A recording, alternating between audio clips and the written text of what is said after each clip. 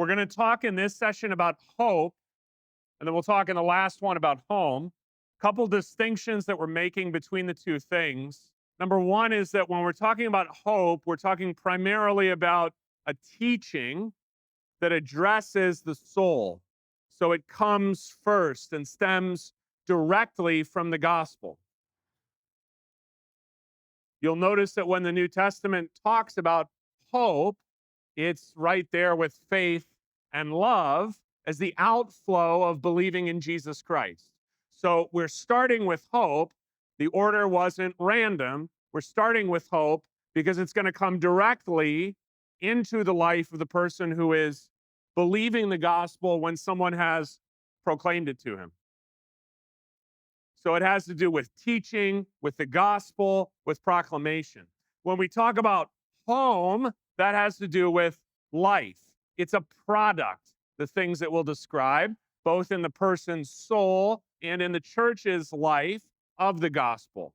But it's not coming so directly as hope does. The sort of things that are usually discussed in what we'll talk about in the last session, that's usually all people talk about when they say, well, what's wrong with the church? Well, you need to be more welcoming. What's wrong with the church? Well, you need to talk to new people. True.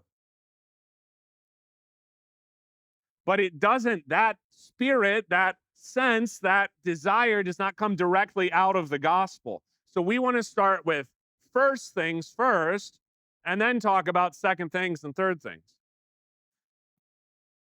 Because I think the church has a big difficulty with telling itself what it should do, but never why. Because when you understand why, the doing comes much more naturally. In each session, we're gonna the two that remain to us, we're gonna talk about first what. Now I have a third microphone. Could you guys hear me? Was that just all like, it's like I was speaking Chinese? In each session that remains to us, we're going to talk about what, then why, and then how. So we're leaving how for last each time because the how is the absolute most debatable portion of it. I cannot tell you how to communicate the gospel in all the ways that may be available to you, where you live, where you go to church, with the people you know. You will also notice that the Bible says very little about whether you're supposed to have a bake sale to get acquainted with people, or whether you should have, like we do at my church, a barbecue every Wednesday night in the summer that people could just come to, or whether you should have a new member information class or whatever. The how is the most debatable portion, so we're actually going to say least about it. But we'll start out with the what. What exactly are we communicating when there is hope? We said in the first session that hopelessness is a sense that the future is closed down, or that if it is open only for horrors. Only awful things are to come. So you have no hope. Even the word itself, hope, has been downgraded from what it means in the Bible. Because when we say hope, usually what we really mean is wish. And anybody, no matter how sad, no matter how addicted, no matter how miserable, could and does have wishes. I wish my life had worked out differently, or I wish I still had a relationship with my sister, or I wish whatever. But they're wishes. They're ineffective. They don't really matter. So, what are we saying when we talk about hope? Because you may know that the symbol in our churches for hope, if it's on a banner or a parament hanging from the pulpit or something, is an anchor. Hope is an anchor, which it seems like the opposite thing from a wish. A wish is flimsy. I wouldn't represent a wish by an anchor, maybe pixie dust. I hope it works out, right? But I wouldn't say an anchor. So why do we, when we're talking about hope, have anchors on things? Because when you have a certain sense of the future, like when the 16-year-old knows that he's going to be driving sometime soon, when you have a definite sense of the future, it changes the present totally. When you have a definite sense of the future, it totally changes the present. So here's what we're talking about. The gospel directly addresses not only a distant future that's a little hard to understand, like when your body is completely changed, we shall not all sleep, but we shall all be changed. But what it creates in you too is a different sense of the present. And you know this.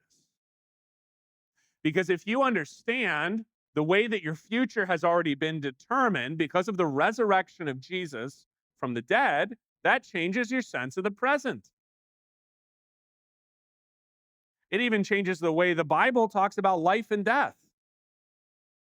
It talks about a first death and a second death, or it talks about being born a second time, born again, or born, word means the same thing in Greek, born from above, of water and the Spirit, right? In John chapter 3. So you were born, and then whatever happened, and then you're baptized, and you're born from above. You got a second birth. And so the one who is born from above, even though he die, yet shall he live. So his whole sense of the future, because he's born from above, has now been completely changed. Because he's not looking at the future and thinking, boy, one day I'm going to die. That's going to be it. And it's all over. So I have all the time up to when I die, and then it's all over. Which is what the Bible would call the natural man, or what we would call the lady that you're looking into her eyes as she hands you the change. That's what the natural man thinks. I live, I live, I live. I enjoy it or I don't. It goes bad or it goes good, whatever, and then I die. But you have a different sense of the future because you have been born from above. So when you think about that, what else is happening, right? What else is going on? Maybe you've never quite thought about, why does the Bible talk about us and Jesus as first fruits? You might remember that when it talks about Jesus's resurrection in 1 Corinthians 15, it talks about him as the first fruits of them that sleep. The first fruits. So this is when you have a whole festival, not just for the harvest, but before the harvest, because you're getting going with the harvest. It's just getting started. There's so much more to come. Jesus is the first fruits of them that sleep. So there's so many more who are going to come to everlasting life. There are so many more who are going to be eternally beloved of the Father.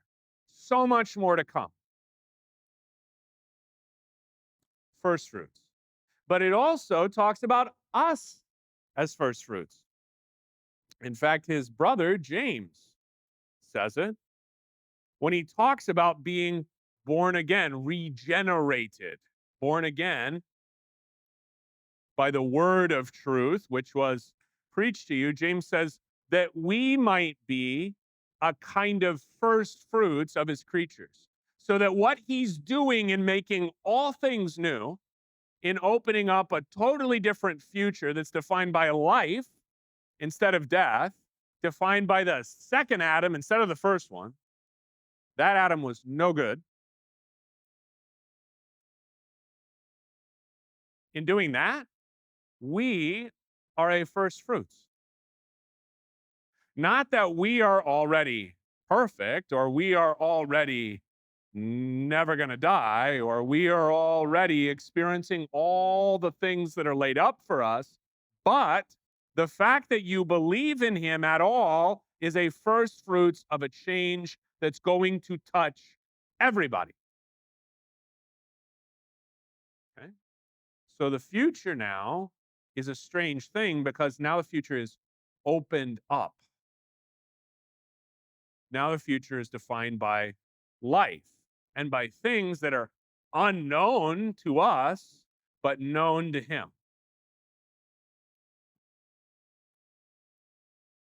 You might know, too, that when Paul talks about the people to whom he preaches, he talks about them as an offering.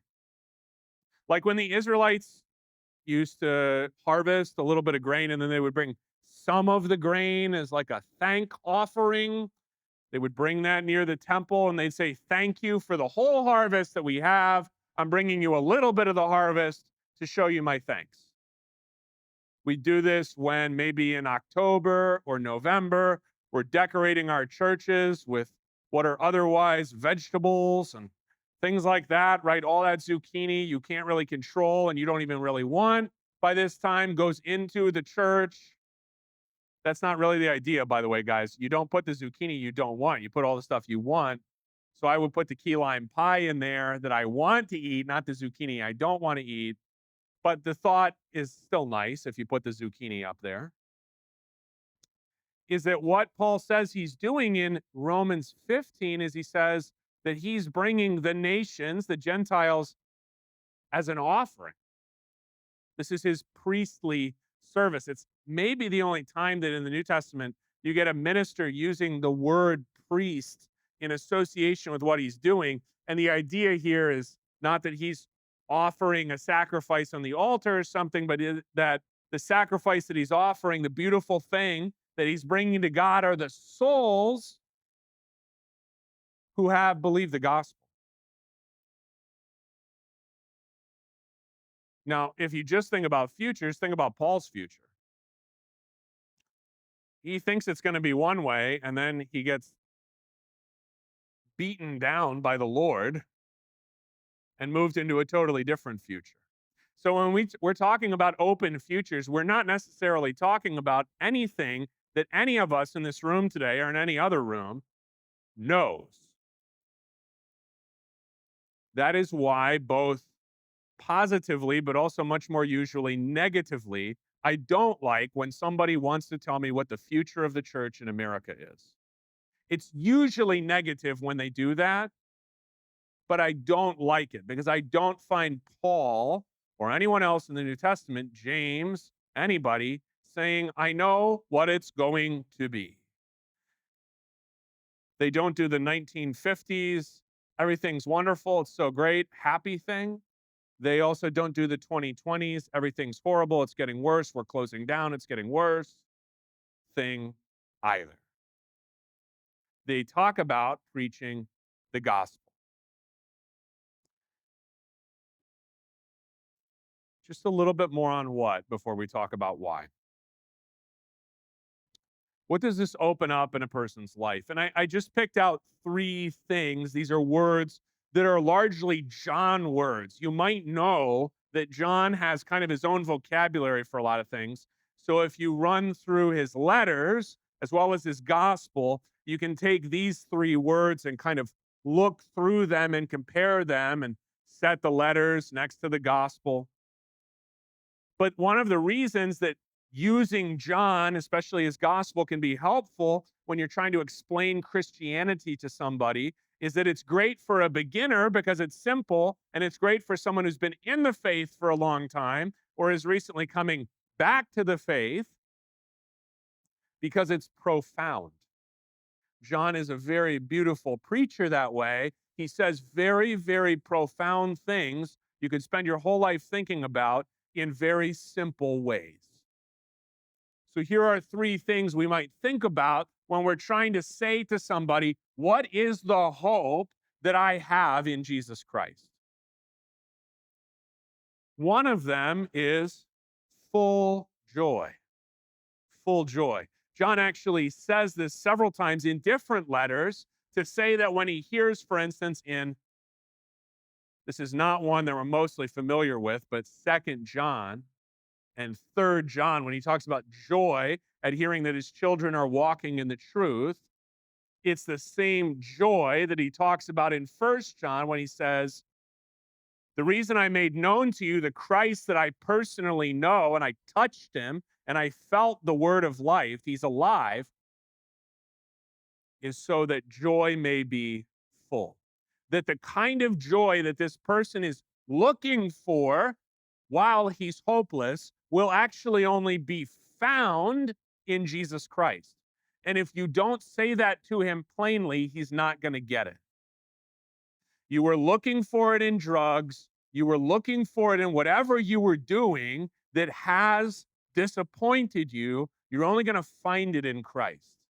Joy, full joy, complete joy, the way you were made to find. In addition to joy, love. Now, with John, usually we focus on love one another.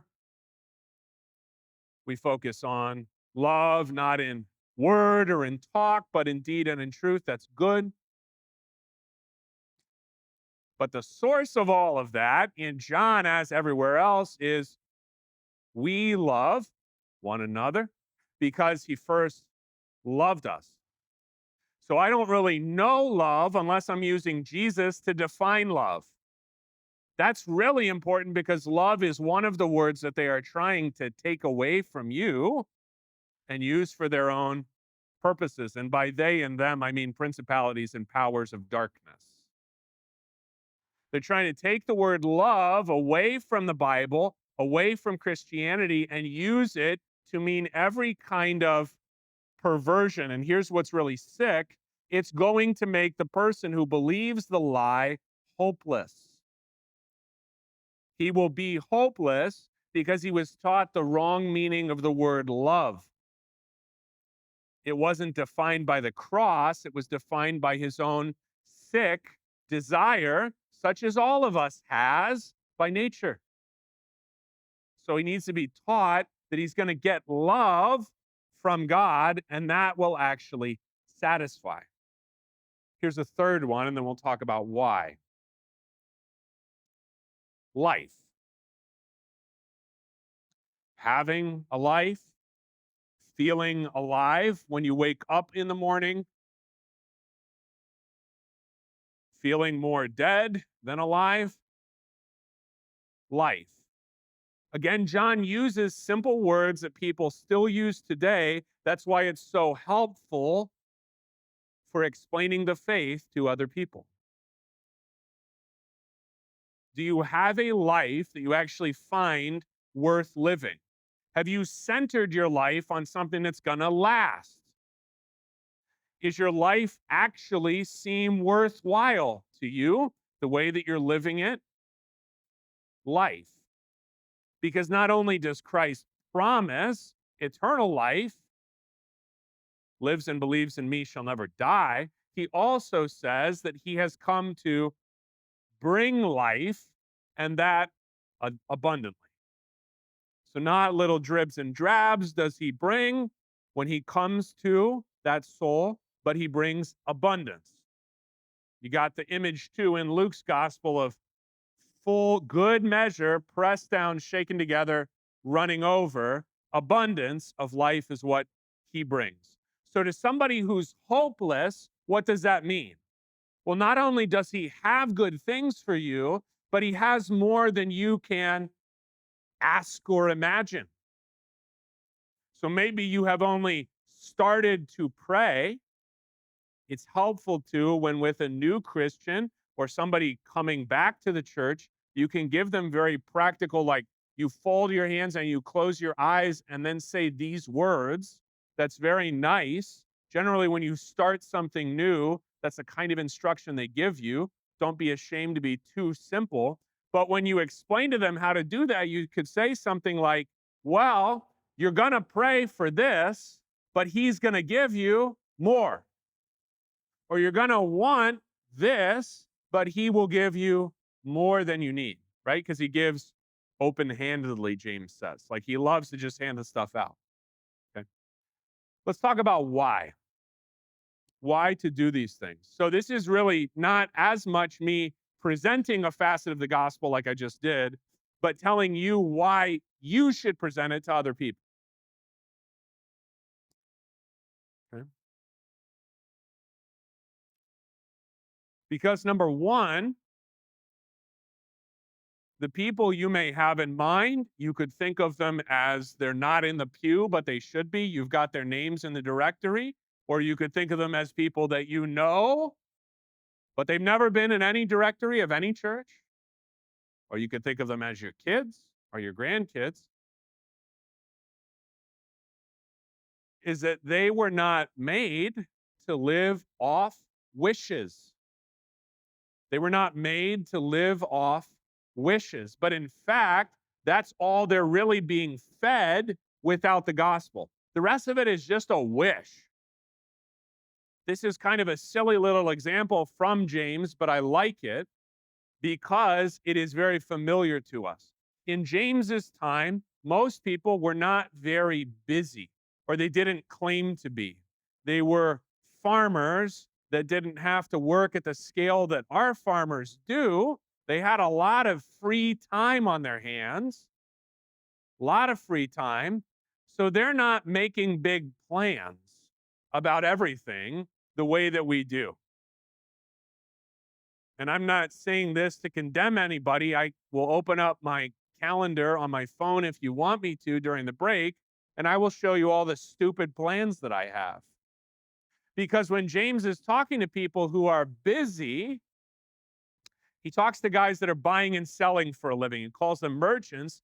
And he says, you guys are always saying, I'm going to go here and do this and go there and do that. Why don't you say, God willing, comma, I'll go here or go there? Why does he have to say that? Because the delusion that busy people especially have is that their wishes are something more than wishes. And then they get to the future with all that busy stuff that they were doing, and then they realize just how light, not an anchor, not solid, not holding you, just how light all of their wishes were. So they get to the future that they've been setting up for since whatever. They did college prep classes. And so that has led them to this job that they envisioned 10 years earlier, whatever, right? They get there, they've got the job, they've got the salary, and what? It wasn't what they thought. But even more than that, what else? It didn't do for their souls what they thought it would. They were lacking satisfaction. So one thing you can do is just come up with bigger wishes.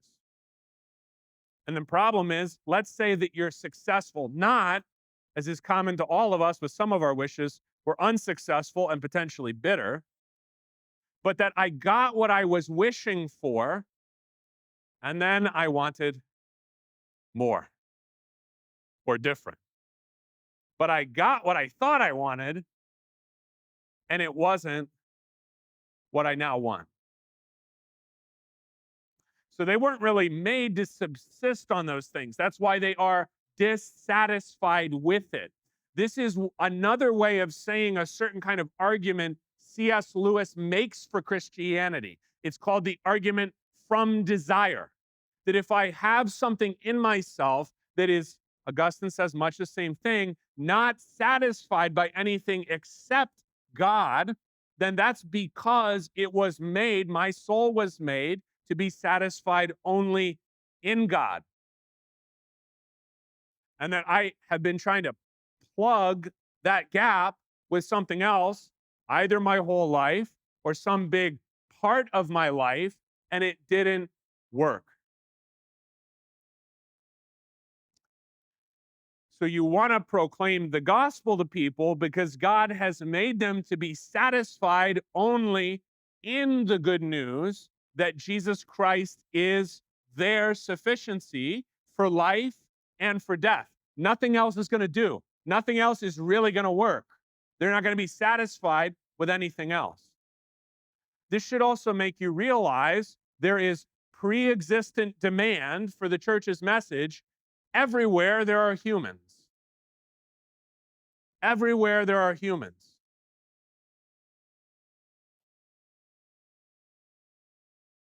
Here's our second why.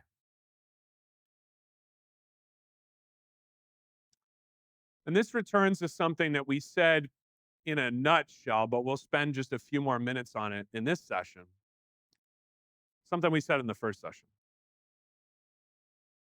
And I argued it negatively in the first session. I said, Paul paints such a sad portrait of his own people that if you weren't one of his own people and you heard him saying those things, you think, glad that's not me. Glad that's not my job. Here's the argument. And I really started thinking about this. Somebody you might be interested in, especially the pastors, I would kind of recommend this book, is by a Dutchman named Stefan Paas, Paas, and it's called Church Planting in the Secular West. What's really interesting about it is he's one of the first people, because Europe is much more advanced than we are. This is really a wild thing, but New York City is vastly more religious than basically anywhere in Europe on any given Sunday. New York City, let alone where you probably live, vastly more religious. So what I'm telling you is it could be a lot worse, is what I'm telling you. But Stefan Paas is one of the first people, because he's European and because he has been studying these things, to think and to actually look at some data about, well, how successful is it when somebody comes from another country and preaches the gospel in my country? Because something that the Netherlands has at this point is a fairly significant African immigrant population, mostly from West Africa. And so those guys have been trying to preach the gospel to the Dutch, who don't largely go to church anymore. So how is that going? As is common with any culture, where somebody from way outside is preaching to somebody inside that culture, it's not going that well. That doesn't mean those guys should just stop. It means that it would be much more powerful if somebody who were actually Dutch would be preaching the gospel to somebody else who's Dutch. And that's a little bit more positively stated what I said about Paul with his kinsmen according to the flesh. So let's be clear about what it is. If we don't care, I shouldn't wait for somebody else to care. If we don't care what is happening in the hopeless souls of the people that we actually live with and know and are related to, why would I wait for somebody else from very far away with many fewer resources to care? So this is kind of a great irony of the American church, is that we have been surpassed per capita, not absolute numbers, but per capita. We have been surpassed by the South Koreans as a missionary sending nation. So it used to be that Americans were per capita the biggest missionary sending nation anywhere in the world. So not just numbers, like there are so many more Americans than Englishmen or Germans or whatever. True. Right? And America is so much bigger and more beautiful than any other country, right? Right? True. I mean, nobody wants to go to Russia, right? Okay? But what I mean is we would send the most per capita. The South Koreans have passed us in that.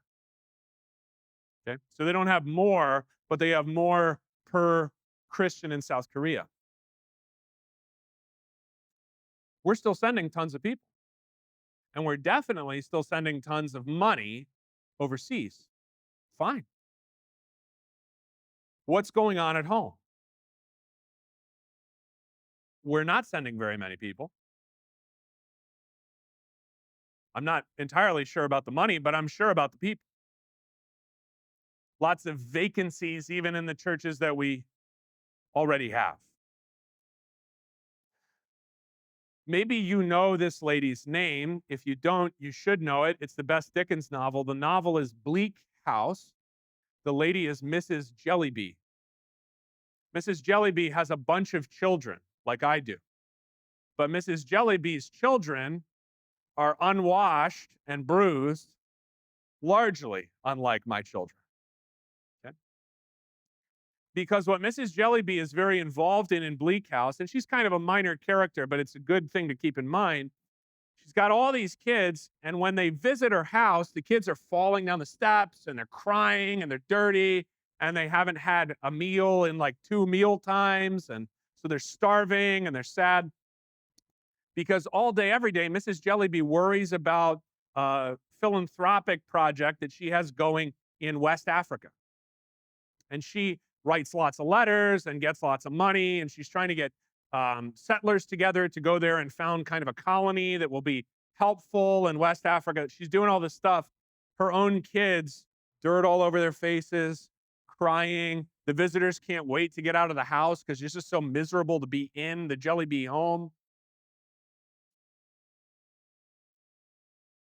It's great if she wants to write letters, but she also needs to wipe faces. So if we don't do that, we can't expect somebody else to come into our house and wipe off our own kids' faces. We have to do that. That's up to us.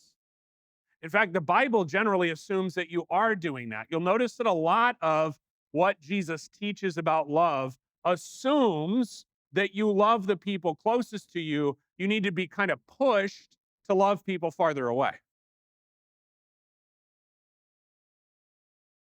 Think about when he teaches on prayer and he says, if you who are evil know how to give good gifts to your children, like you guys are bad, awful, right? The worst, right? But you give good gifts to your children.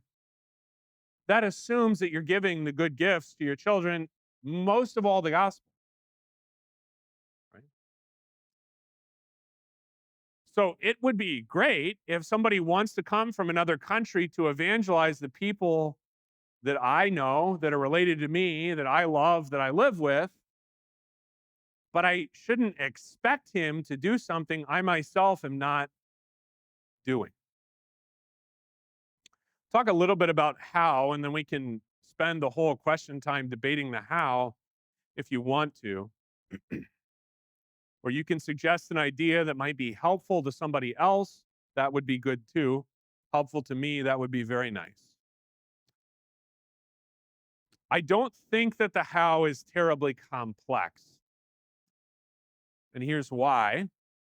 Even if churches are shrinking, even though I'm saying there is pre-existent demand in every human being you encounter.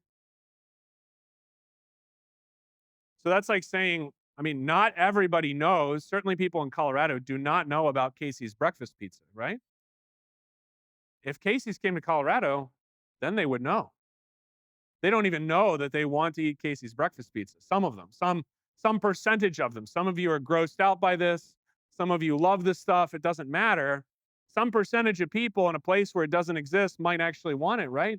I'm saying 100% of all the people in all the places that all of us live actually need the gospel. So I don't actually think it's that complex. Start by asking yourself, how do the people that I know find out about anything that they find out about? How do the people that I know or that I'm interested in knowing find out about anything that they do find out about? The absolute simplest, costs $0 thing here is always, for seemingly, according to studies that people do of these things, every church of every size is word of mouth. There's almost nothing more powerful. No matter how slick the church's website is, no matter how amazing the preacher is or not amazing, word of mouth. I'm going to defend trying to do well with the website and the preaching in a second, but I'm going to start out by telling you how relatively little it matters. Because it seems that for every church of every size, the absolute biggest way that people find out about it, come to it, are instructed in it, join it, stay in it, is word of mouth. That it's much more powerful to hear from someone you know about something he cares about than by any other means. And it's going to figure largely this particular how of word of mouth into when we talk in the next session about a home, is that it's much better, since they're coming into a community of flesh and blood people, to come by means of hearing from flesh and blood. It doesn't mean that nothing else can happen. I myself, for example, came into the Lutheran Church through Google. Thank you, Silicon Valley, because no Missouri Synod Lutheran had ever told me you should come to a Missouri Synod Lutheran church. Now, after I went to a Missouri Synod Lutheran church, guess what I found out? There were other people I had already known for years who were Missouri Synod Lutherans, but guess what? They never told me that. Much less did they tell me why I should also become one of them, right? So word of mouth is very powerful. And it also doesn't rely on the person's motivation to already be there when they first get there. They just have to know, I trust you. You're an interesting person. You have interesting things to say. I agree with you on other things that we've talked about. Maybe I should try going to this church. Maybe you're right about this, just like I think that you're right about this other thing that we talked about. So especially where you already have trust, word of mouth is very powerful. It's also a good way to talk about when Peter's talking about the faith, he says to give an answer or a reason for the hope that is within you. This is not a complex thing. Why don't you, even if you just restated to somebody the Nicene Creed, you'd be doing it, let alone if you put it in your own words. Word of mouth, very powerful. So here's a couple other things, and then we'll take a break for questions. The internet is where they already are. I don't really like it. I was born in 1828. So the internet, I don't like it. I like books. I like lots of books.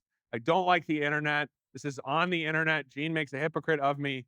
Everywhere I go, Gene is there putting me on the internet. It's horrible, but it's where people are.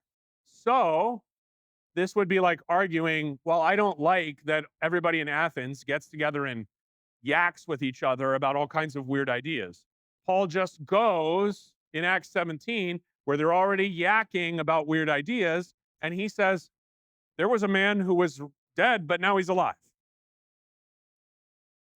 He was dead, but now he's alive. And some mocked him. He got rejected by some, but some believed.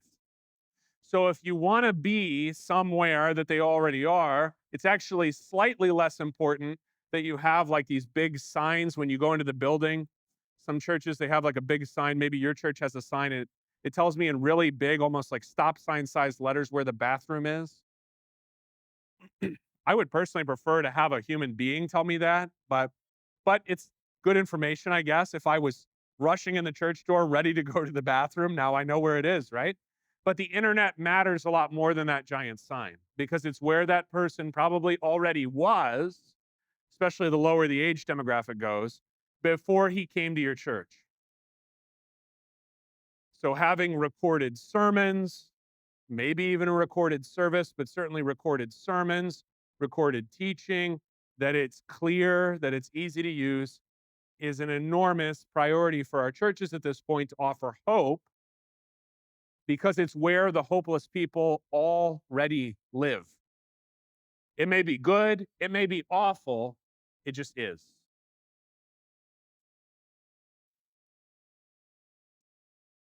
Okay. And then kind of a last how, and then we'll tie it together.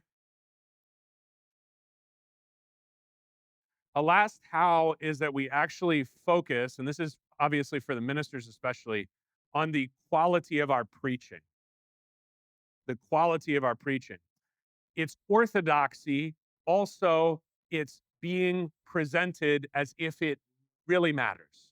Because what you're getting when you're preaching is the capacity to speak directly to that soul for however many minutes you are using. Okay? In a way, and this is kind of the difference between direct and indirect, like we talked about last time. Yes, indirectly, everything in the service is actually not designed for the person who doesn't yet believe, but it could speak to his soul's condition. Yes, it could. But guess what? The sermon does that directly. So he doesn't have to he's never been to church before. He doesn't have to think, boy, this introit is just really, right? Maybe it does. Maybe he's a really bright guy and he picked up on it right away. Don't make it that hard. The sermon can speak directly, especially when it's presented like word of mouth as of immediate, direct pertinence right there. Here's God's word for you. Here's the gospel for you directly. Why do we want to do all this? I think the thing that keeps us from maybe doing things like this is being worried about seeming foolish, primarily about being rejected, but underneath that and more broadly, seeming foolish, seeming silly, because people don't talk about stuff like this. They talk about sports or they talk about the weather or they talk about whatever, but they don't talk about matters of life and death, generally speaking. So maybe we're worried about seeming foolish or seeming too forward or seeming awkward or whatever. And on the one hand, that kind of makes us way too important, as if our comfort in every situation is so much more important than the gospel. And that, I mean, when you say it that way, it's kind of obvious that that's silly, but I think that's underneath, is that our comfort seems to us much more important than the gospel, which is why we don't really want to say it because it's going to be awkward. But I think more than that, it misunderstands what that other human being needs. Social peace or ease is nice. It's not like you need to run around just, you know, you can go to a restaurant when everyone's in there, it's like 5/6 full, and you just bang on every table and start preaching the gospel, right? Like, not being awkward is actually, that's good. That's good, right? But where you do have the opportunity, you don't want to set a temporary peace of this was pleasant but kind of meaningless, or well, we didn't really talk about what we need to talk about, but at least it wasn't weird. You're setting that temporary peace above the eternal peace and joy that they could have from knowing the gospel. And you don't want to do that. I mean, if you did it with your kids, it would be bad enough, even though you can be very direct with them. If you set anything above knowing the gospel, but if you're doing it with somebody that needs to know the gospel and doesn't, or used to believe it and now doesn't, or whatever the case may be, you're setting something that is going to go away. Like, you know, you're going to feel awkward for a little while. It's okay. They might reject you. It's okay. You're setting that way above what could be of eternal benefit to them. And that's really for the church to misunderstand its own future. Because the church's future, which is open through the resurrection of Christ, is not intended just for us to enjoy. It's intended for the whole world to enjoy. It's intended for each soul to enjoy. So when you're talking to somebody, you're not dealing with somebody who is just meant for a little while, and so you can handle them and this relationship or this conversation or whatever for a little while, right? Think about the way that Paul talks about eternity in 2 Corinthians. He says, this light momentary affliction. So all this stuff that's going on in your life, including your little feeling of awkwardness as you bring this up, this light momentary affliction, it's like a tent. You pack it up, you put it away. Here comes an eternal home and an eternal weight of glory. So you got to keep that in mind. You're not trying to get them ready to go tent camping in an awkward way on wet ground with you. You're trying to tell them about an eternal home that Christ has prepared for them. Let's do some questions. Okay, so he's asking about what St. Francis of Assisi probably didn't say. Preach the gospel at all times. If necessary, use words. Raise your hand if you've heard that. Okay, Some of you haven't heard it, and that's great. Okay, because I think it's silly. Um, it's just non-biblical, and but I mean, if you don't really read the Bible, it's kind of nice because then you don't really have to do anything. You just have to be nice to people, and that would be preaching the gospel without words. And the difficulty here is, like I said, I'm not endorsing be like banging your fist on the table to get their attention or something, but I'm saying there are things that are more valuable, particularly eternally, than a pleasant interaction. So, preach the gospel at all times, if necessary, use words, usually seems to be kind of uh, it's a way that we manage the fact that we don't really want to tell anyone about Christ. It's the way that we manage it.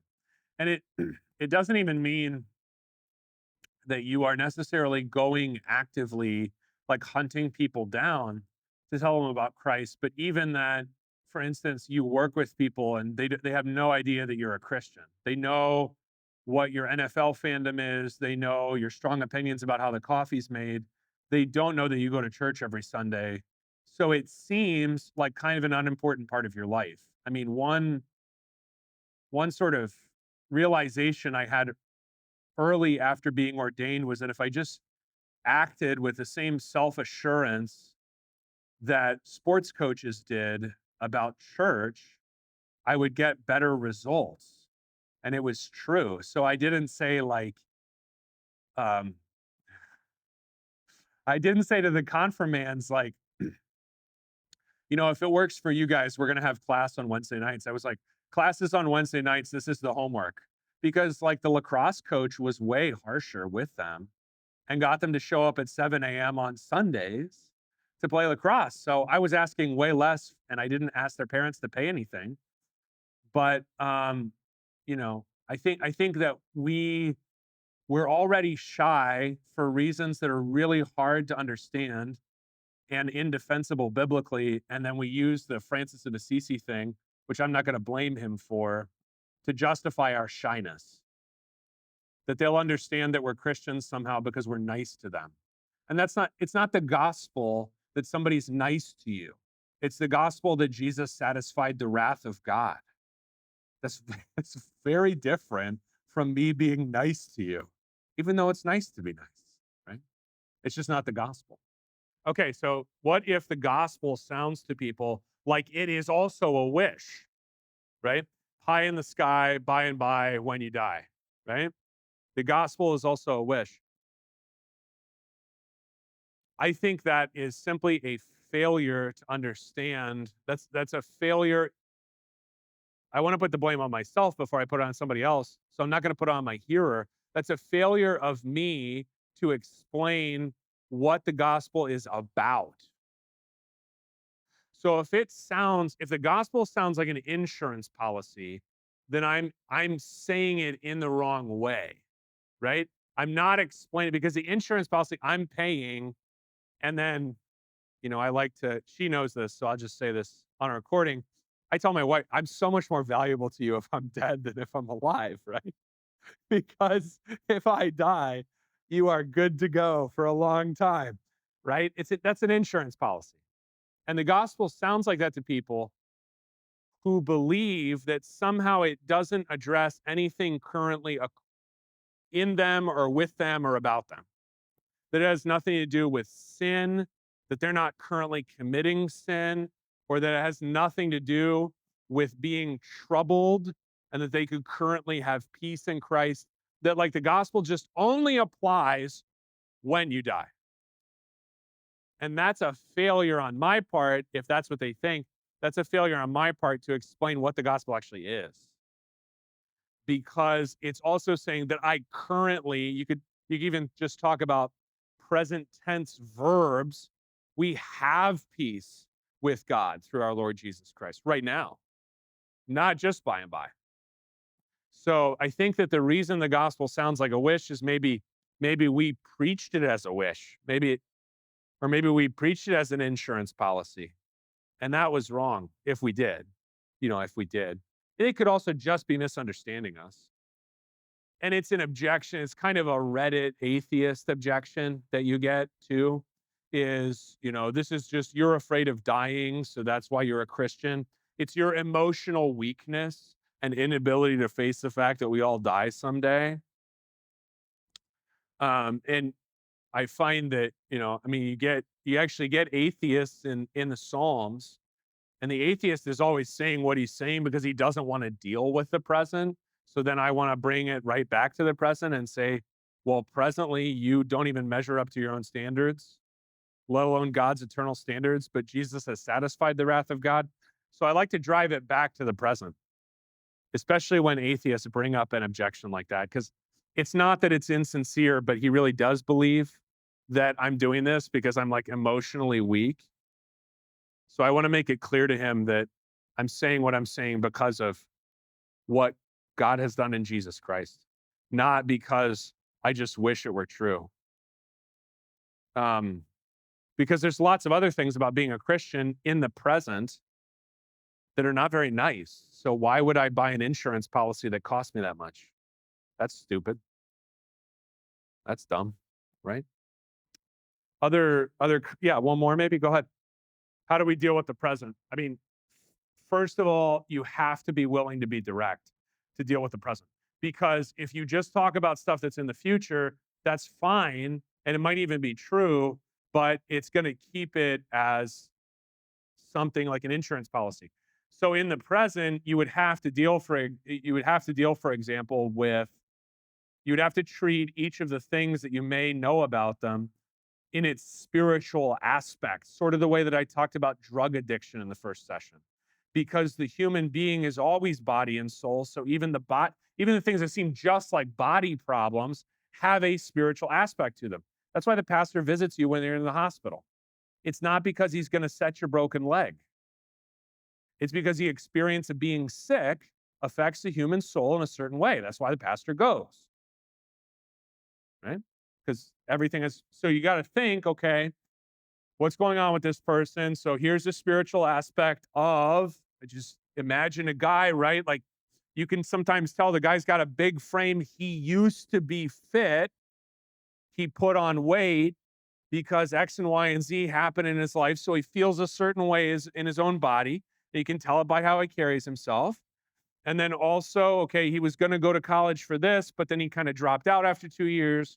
And now he's in this line of work, but he's been very successful. So he kind of thinks about his life in a certain way. And he's very proud of the house that he bought and the nice yard and everything and the truck that he drives. And you got to kind of think about his whole life and then think about, well, what are the spiritual aspects of that? So he's very proud of this stuff. Could this stuff easily go away because it's built on a certain line of credit that he's running or whatever the case may be? But what the thing to do is you kind of got to match the Bible. Read. I mean, you can't really do any of this if you don't know the Bible. You got to match the Bible with the life and then apply the Bible to the life. And the reason that works is because, especially with people near you, you actually know them. And that is a very powerful thing. I would say that especially that, we talk about individual confession this way. I want to start talking about preaching this way because I want the preachers to take the preaching very seriously, is that there is incredible power, whether it's a preacher or a friend, but the preachers do it professionally. There's incredible power in somebody actually knowing something about your life and applying God's word to it directly. Not like, then there's a couple steps and then you figure out that's actually about you. It's very powerful for the person to preach a sermon about family and to apply God's word, not just like, do you know what you're supposed to do, but like, how is God dealing with the fact that you have failures in your family? Or how is God dealing with the fact that you need wisdom in your family? That's incredibly powerful for a person to hear those kinds of things. Yeah. So this really involves knowledge of people and then application of the scriptures to that knowledge, whether it's their sin or their trouble or whatever it might be.